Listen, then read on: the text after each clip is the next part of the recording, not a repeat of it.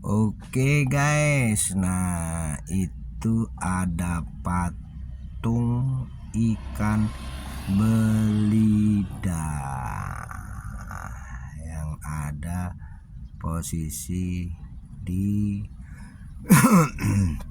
taman ataupun pelataran Benteng Kuto Besak, Palembang, Sumatera Selatan.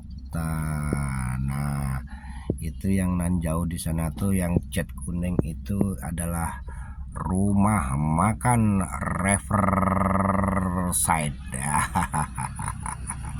Ya, cara Palembang lah, ya nggak guys. Nah, ini masih di sekitaran Taman Benteng Kuto Besak. Nah, makanya kalau Anda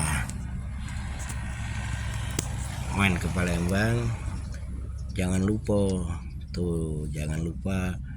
nah, ini Taman Benteng Kuto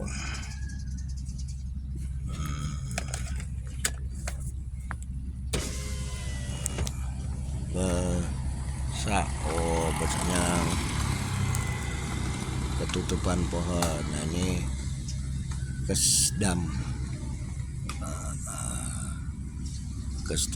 sebagai dulu untuk pertahanan, benteng pertahanan.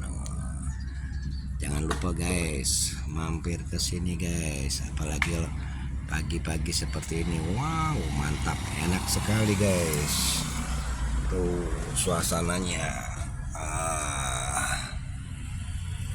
Oke guys. Uhuy.